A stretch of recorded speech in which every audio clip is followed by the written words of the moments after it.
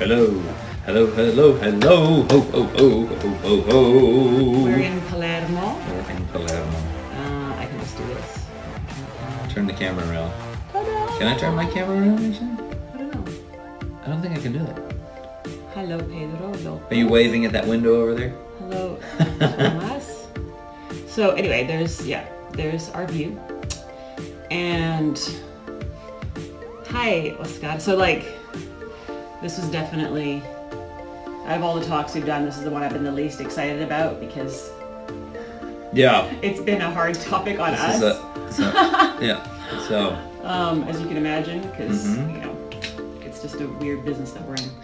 Today, by the way, oftentimes we have glasses of water. Today, this is our glass of water. We have a giant thing a giant bottle of water. So we're ready. We're going to be very hydrated. We have to wrap this up quickly because I have rehearsal at 3:00. Mm-hmm. We have notes. So we're just going to be kind of going through the notes and trying to give you guys pointers. This is about... Hi, Claire. We were just saying before, this is not about giving you a huge overview. Like last week, the topic is too big to, I think, it was a huge topic. Money's a huge topic. Yeah. This is about a mindset. Yeah. And maybe thinking a little differently than you do already. What's happening to my voice? Well, I mean, it's just being aware of certain things that will help, we hope. Yes. Will help as you organize your lives in this business, that hopefully these few little things can help you organize. Specifically, what we're going to talk about today are your finances.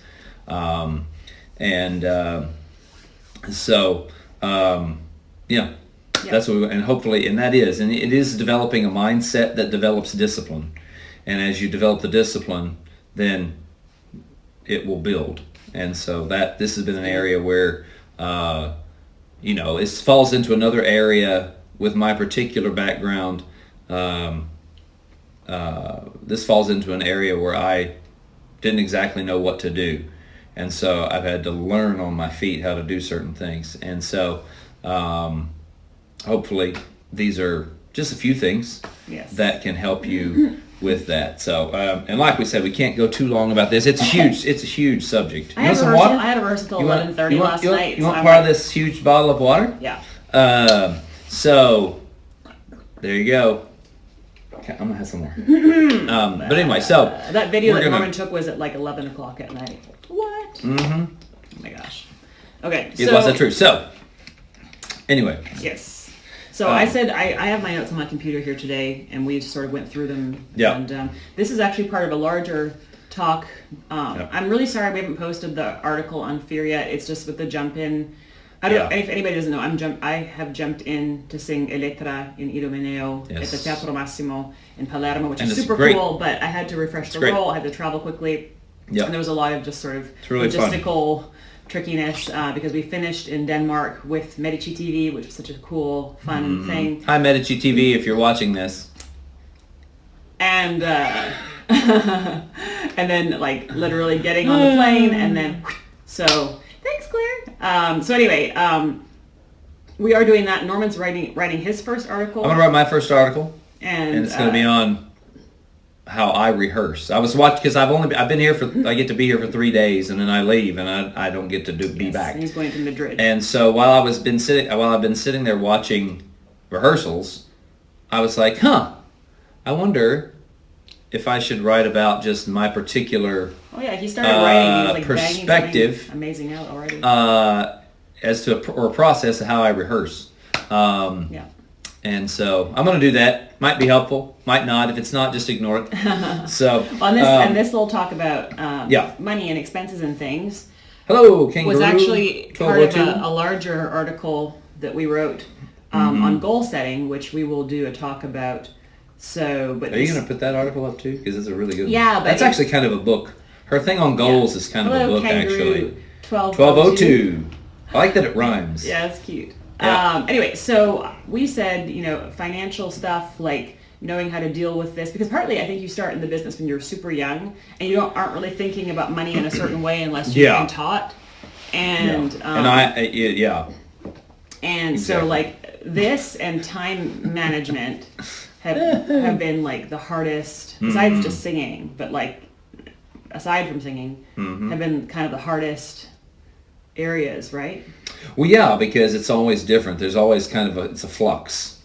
Because when you freelance, you get paid in a lump sum, and depending on how often or frequent your contracts are, then you have to adjust, or you have to constantly be anticipating your expenses, which you don't exactly know how much they will be. And so what we are, hey Zach, how you doing, man? And so what we're doing is giving a few things that you at least know are going to be expenses for you. You may already know them, but if you don't, we're just going to tell you. Well, I know there's some people who are still in school that are watching, and that they just need to be aware that these are things that they will face when they get their first engagements and all that kind of thing. I believe, I wrote this here, that your time management and your financial planning will directly impact your earning potential. And I mean, Norman and I talked about whether or not I should say some of this, but I think it's just, in terms of this mindset, worth putting out there, that when you're an opera singer, you're in an industry that in terms of earnings kind of has a cap. If you were an entrepreneur and let's say you had a tiling business, I don't know, the earning potential is unlimited, because let's say it's a really successful tiling business and then it becomes a franchise, and then other people want to open their own tiling stores. So Sooooo's Tiling suddenly has franchises all over. I like this. Let's start a tiling company. But you know what I mean? So it's like it's not the same as if you owned a business that was able to expand that way. So if you, let's say you were the most famous opera singer in the world, earning top fees of everything, without sponsorships, without just literally from singing, I'm not even really sure what your earning would be. Who knows? But let's just say, we would have to ask them. I don't think they would tell us. But seriously, when you think of it that way, when you think about people who have companies or hedge fund managers or people who have their own business and all that kind of thing, their earning potential is in the hundreds of millions or even billions. If you're the most successful opera singer in the world, you might be talking about a sum of $5 million at the very, I'm talking about crazy earnings. Is that accurate? I honestly, it may be more. I don't know. I honestly don't know. It's not going to be, if you're talking about, in other words, the point being is that it's not going to be in relation to other areas. If you talk about pop culture, we're just not talking about the same thing. But for me, just because of how I think, that was important for me to think about the context of the whole business that this is what we're talking about. This is without any sort of differentiation at corporate sponsorships or branching out or crossover work or whatever. That is the cap, and so that's what we're talking about. I don't know if that helps anybody else. For me, I don't know why, but that kind of was a frustration for me to think that I'm in an industry that has that kind of cap. But that's partly just because, I grew up with a family that owned a small business, and you just sort of I have a different mindset when it comes to that kind of thing. So if that doesn't, I hope that helps somebody. If it doesn't, just ignore it. But that's the framework with which we're working. So anyway, let's just dive into the notes, I guess. Okay, my voice feels hilarious. I have to warm up a little bit. Okay, so where should we start? Well, the first thing when it comes to the finance part, the first thing you have to remember is that this is, whether you're an artist, you are an artist, it is a business. And so a business, you are a product, you're a human, and you're an artist, but it is for sale. Yes. Your product, what you do, your artistry is for sale. And you do have to think of it like that. You have to look at it in terms of, I have this is what I have, and this is for sale. And so you have to think of it in a business sense. And you do something artistic with it, and that's right, but you do have to think of it from a business perspective. Yes. And so, especially obviously when it comes to finances, because you have to be able to live your life, you have to be able to take care of what you need to take care of, you have to be able to buy what you need to buy, and live your life, and you can do that, but you have to be specific, you have to be focused, you have to be disciplined about what you want to do. And we're saying that from having experienced Yeah. all kinds of ups and downs and Yes. made tons of mistakes. Made a lot of mistakes, That's certainly not and, us yeah. pointing a finger. That's Not us at saying, all. listen, No. we didn't know what we were doing, and Yep. we had to learn. Yep. And so that is literally why we're talking about this today, because Yep. we know it's going to help somebody. Exactly. Somebody told me several years ago, Mm. and I think it's been kind of true. Hello, David Yosef. For the average performer, let's say you've just built a steady career, until the 10 or 15 year mark of your career, and we're saying that if you've had steady earnings, like not huge Yeah. gaps, but like Yeah. you should plan to invest about half of what you make right back into your career in terms of some of these expenses that we're going to talk about. Yeah. Not all of them. Because but you're some building of a them. name for yourself. So unless you come right out of the gate and you are known and you have engagements in all the biggest houses and recording, if you basically, like, if you're part of the 1% of our business that has that behind you, you're steadily building a name, and it usually takes, maybe about 5 years, and then after the 10-year mark, it's kind of like the phone is just ringing. And that's different for everybody. But if you think of it that way, you say, okay, well, I need to reinvest this back into my business, which is me. That helps you, Yep. right? Yes. And that's like, at this point, like, as a freelance singer, you are your own business. You're an artist, but as Norman said, you're a tradesperson. So you're selling your skill Yep. for a fee. That's right. So, right? Good. Yes. That's good. Because we don't have a ton of time, like, we're just going to kind of go Go through through and it. not expound super long today on some of these points. If you have any questions, you can ask Yeah, us. but- feel free to. If feel you, free if to you have ask questions, anything. just Yeah. write them and we'll try to answer them. But Okay, so you're building a freelance career in the performing arts. There are many expenses. one of the things I was To literally consider. talking. I had lunch the other day with a colleague, and he's another tenor, and he's great, and we were talking about the expense of the career. Yeah. And people, they're like, and we literally, I was sitting next to him, sitting across the table from him, going. He said, "Man, our career is so expensive." I said, "It's crazy how Yeah. because Well, because and it now doesn't decrease. Your expenses don't decrease Yeah. as you get more well known. yeah they go up, but That's crazy. it's basically because now anymore. It didn't used to be this way, but now the theaters don't pay for very much. It used to be they paid for your travel, they paid per diems, they paid housing, and then they paid your fee, and it really didn't cost you anything to go somewhere and sing. So you were making Lots of money, Yeah. whatever the fees were. Plus the fees were higher than they are Much now. higher. Much higher. And so now what you have to take into consideration is that you have... We're about to get to that. That's what we're about to, literally what we're about to talk about, is that literally the expenses that you have to take into account when you Yes. do this job. Oftentimes they will pay for your travel. Yes. At least in the European Or at least market, up to a certain amount. We've had but- transatlantic travel paid for. Oh yeah, before. sure, yeah. So they'll pay for your travel, but oftentimes your housing won't be paid for once you reach a certain fee level. Yes. When you reach a certain fee level, then they stop paying for housing. Yes. If you get below it, if you're still below a certain fee level, then they'll pay for sometimes, and sometimes they don't actually. It's not always, but at that point they do pay for housing sometimes. Okay. Well, let's go. But like this. you're gonna have your agent fees, and generally you pay your agent between 10 and 20%, Yeah. depending So- on if it's an opera contract or Concerts concerts. are usually a higher percentage. You need to Yeah. take that into consideration when Yes. when your agent presents you with the fee. Mm-hmm. You need to say, okay, well, that much is going straight back to Yeah. the agent, and that's fine. Yeah. They need to be paid for their work. Hey, Alice. And as Norman said, the housing costs.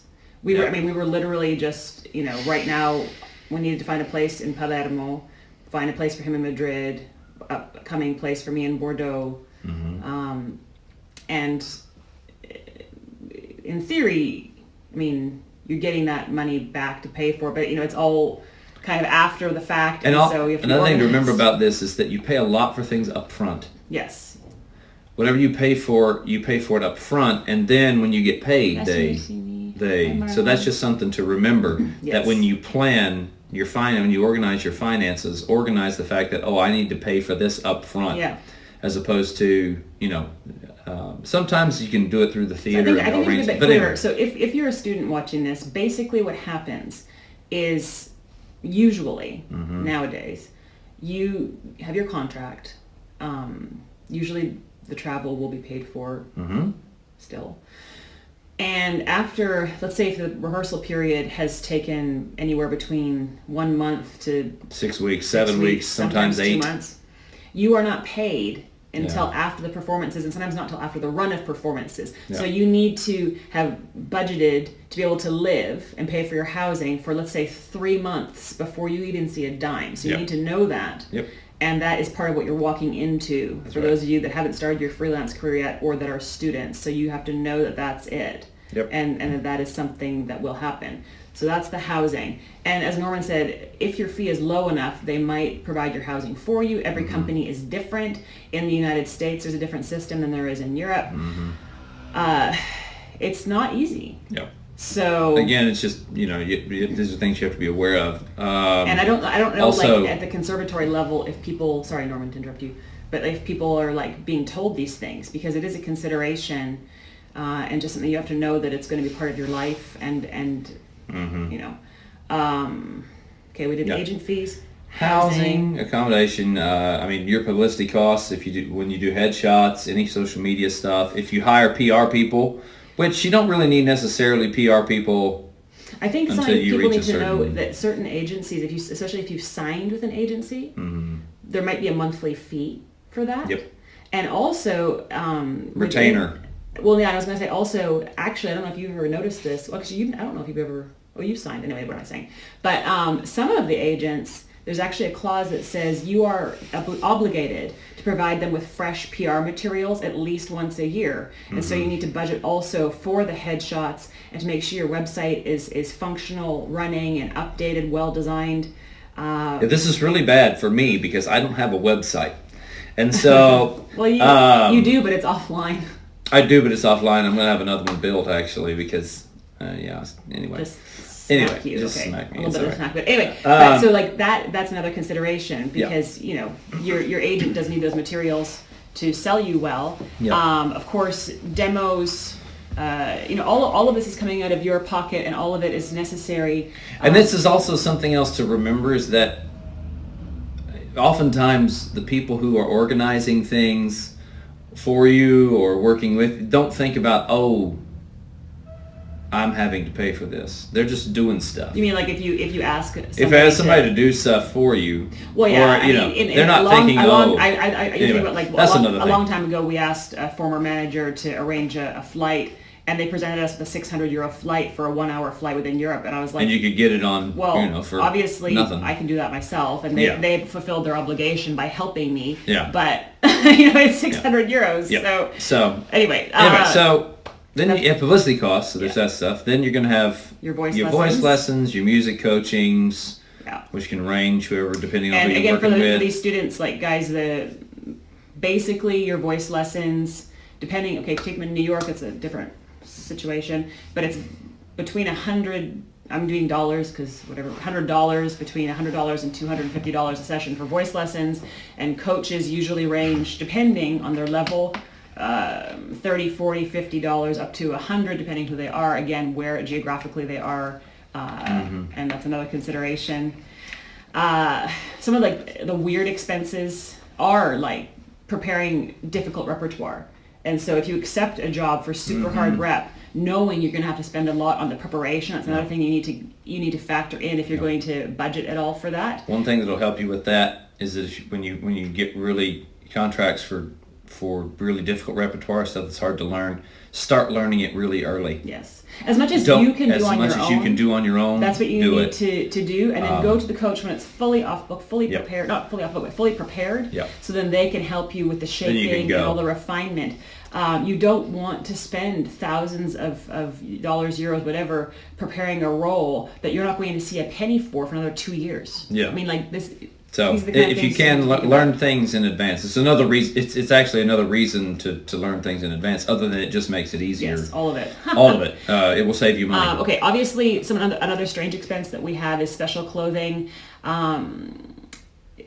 Obviously, guys, you know about that. You need to have gowns for the ladies, makeup, tuxes, jewelry, all this stuff that is... Luckily for me, I just wear shorts and a nice button-up shirt. You wear shorts?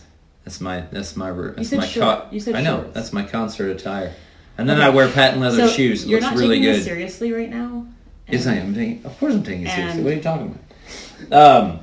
No, but that's true. I mean, concert attire is, we have to take that into consideration. Yes. So sorry, I was. Sorry, I'm trying to bust through this because I'm thinking Next. about I need an espresso before I sing There you Dolce go. Mariachi. Next comes, well, we had talked about this for the show, the productions themselves, but then there's also any kind of audition travel expenses, your hotels, your food, your flights, Yes. trains, all of that. Whenever I get an invitation for an audition, I'm super happy about it, and then I think, okay, well, I call Norman or I say, okay, well, this audition is coming.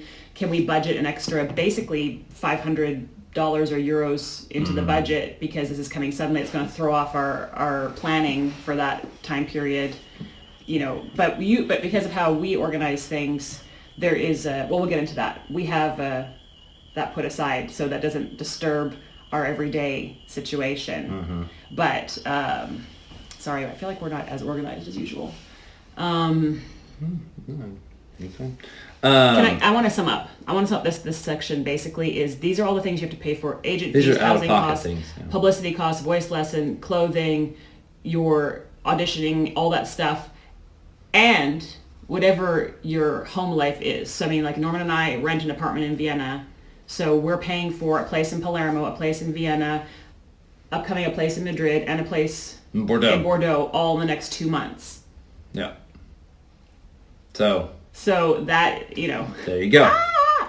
So, that's just it is how it is now. Yeah, that's and fine. so that is something to consider. yes. I wrote this in really big letters. Don't be impressed by big fees.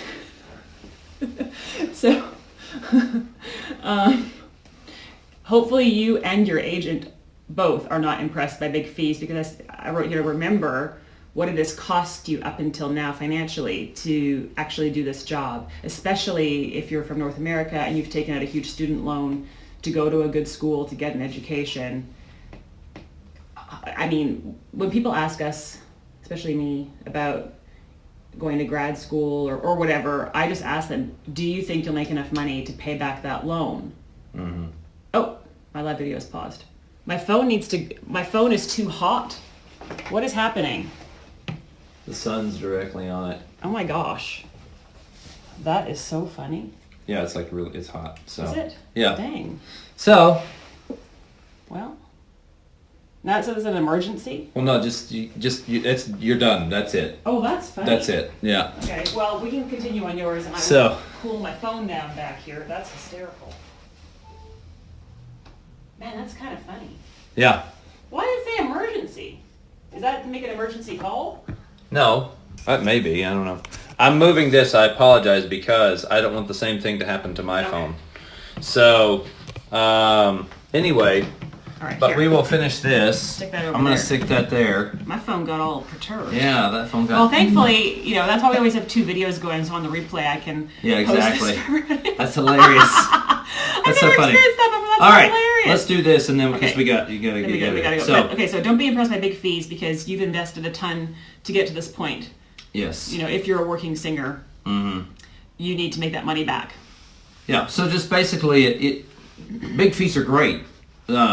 It's not like bad, No, it's amazing. You want that. But you want that. But at the same time, just know where all that's going to go. Yes. And so when you break down a fee, we've been. You break down the fee, and I'm gonna just make You sure. go I can check destroy your my phone. That's hilarious. So basically, what we wanted to talk about with this is when you break down a fee in percentages as opposed to specific numbers necessarily. I mean, because that will be a specific number, obviously. So break it down into percentages. You have your fee. The first thing that will come out in any country that you work in. Not every country takes out taxes, but most do. And generally, they start at about 19% for a foreigner. It started at about 19%. My phone's back. I'm just gonna hold it up. It's hold fine. it up. Okay. Guys, my phone got overheated and it went on strike. Yes. And so, yeah. Yes. So, anyway, so. Oh my goodness. Sorry. Yeah. I'm so sorry, you guys. Okay. So anyway, we're talking about breaking down Yes. fees. So when you get your fee, you've got taxes that'll come out. Yes. Generally, they start at about 19% and then go up. If you're in Germany as a foreigner, not as a German, but as a foreigner, they'll take up to 39%. Unless you have a Social Security form that says you pay it in a different country. Yeah, and then it's like... And then it's 34%. So there you go. Other places, generally, most of the time you're going to fall in the 20 to 25% range. Yeah. On the taxes. Well, so there's a percentage that goes. And it just depends on how high your fee is too. Hi, Yeah. Lisa. And then you're going to have your agent fees, which is 10 to 20%, and then then obviously Your housing costs, and then This your is travel why. costs. This is why. So, hey, Claire. Sorry, my phone overheated and went on strike. So Yeah. I'm really sorry. But Hello, we're back. everybody over here. So, yeah, and your housing. That's why it's important that you have several performances because if you only have like 2 or 3 performances, and then you have all of those expenses, you're not coming home with very much money, and that sucks. So that leads us to this point, which is sometimes Lisa wants to know. Yes, what? Of course. Yes, of course. Hi. Sometimes it actually makes more sense for you to turn a job down. It's a crappy thing to have to do, but sometimes you have to do it. Because there are those jobs, if it's repertoire you need to do, or it's maybe a relationship that. Arm's getting tired. No, keep on talking. Okay. It's good. There's a relationship with a company that you want to develop. Yes. Then that's different. Yes. And you'll know when those situations are, when those things happen. But sometimes if it's not worth financially, it's actually better for you to not do the job. Because sometimes by the end of all of it, you're going to be paying to sing. Yeah. And we've just said that you've invested thousands of dollars to already be qualified to do the job, having to pay on top of it. I mean, eventually, for some of you probably aren't thinking like this yet, but once you get over 30, there's certain things that you might want to do with your money and with your life, with your career, and it's tough. And if I want to be totally transparent with you guys, like, you all know I went through this huge vocal change, and it was so difficult for so long. And Norman, even though he had done huge debuts, they didn't necessarily equal contracts. And that's something else that you need to take into consideration. There is no sort of big break anymore. I mean, otherwise that shouldn't have happened. You did your debut in the Salzburg Festival, and it didn't necessarily equal, and you had a huge success, but it didn't necessarily equal lots of contracts coming in. And we had periods where we just didn't know how we were going to make it work. Because of all the expenses we've just explained, and me having to go back into auditioning and back into building again. And about 2 years ago, after all of that, hey Daniel. And this is before actually I was working with Daniel. Just before I met Daniel. We're talking about finances, Daniel. 6 months before. Nice. I was so frustrated with all of those aspects of the lifestyle. I finally just was like, you know what? I love singing, and I know that I have a gift for that, and I know that it's something that I should do, but nothing's happening. We're really struggling financially. I'm going to be done with this. Yep. And I started studying for the GMAT, Yep. to go to business school and just go do something totally different, to try and take the financial burden off of Norman and me. And if it hadn't, honestly guys, at that point, within the space of a week, I'd already been studying. I was like, this is it, I'm doing it. My father-in-law and Norman both separately approached me and just said, look, we both feel like this isn't what you're supposed to do, and if you'll just hang on just a bit longer, it'll turn around.